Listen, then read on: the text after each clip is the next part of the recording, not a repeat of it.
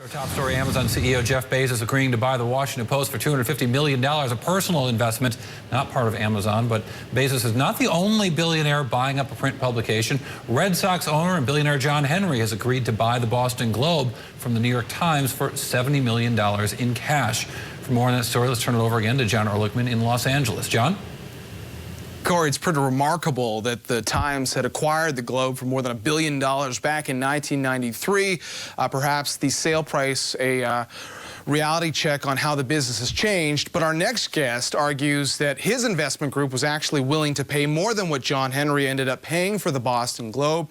John Lynch is a longtime media executive. He is currently the CEO of UT San Diego, perhaps better known to some as San Diego Union Tribune, and he joins us via Skype from San Diego. John, thanks for joining us today. And before we talk about the Boston Globe, I did just want to talk about this amazing development of Jeff Bezos acquiring the Washington Post. What was your reaction? Well, it was twofold. Number one, I think it underscores our belief in the medium. Some people look at newspapers and see a declining medium. We look at a medium that reaches 5 times more people through its digital properties and its circulation than does any other media in every metro. And if you can channel those people into your many offerings, I think it's a terrific business. And that's the way we've approached this. Well, 18 months ago, when we acquired the San Diego Union Tribune, we came in here on the first day and announced that this is your last day as a newspaper, but it will become part of a media company, and we are a media company, and as a consequence, we're the #1 revenue generator in newspaper business year over year. And so we think it's a terrific business. Bezos's acquisition underscores it. The second reaction is that I think it really makes the New York Times look silly when you compare the $250 million versus the $70 million that Evercore secured on behalf of the New York Times. So let's stay on that for a second. Obviously, you've raised your concerns about the sale price. As we look at the Washington Post example, clearly they saw someone in Jeff Bezos who they felt they could trust going with long term. The New York Times and the Boston Globe and John Henry all seem to have a comfortable relationship, and I think obviously for a newspaper business, figuring out where it's going, having an ownership group that it can be comfortable with is just as important. Are there not parallels there in deciding who your leader is going to be, aside from the exact dollars and cents of the deal?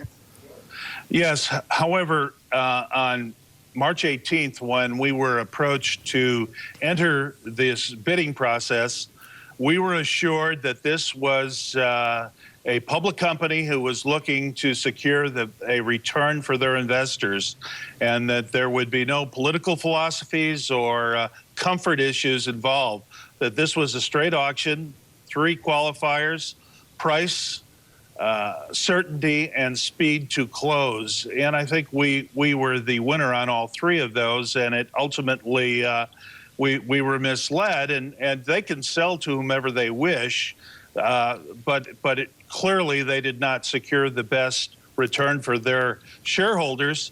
And secondarily, we wasted a lot of time and money, and we think that's unfair. So had they been forthright with us throughout this process, we have better things to do than chase down things we have no hope of securing at the end of the day.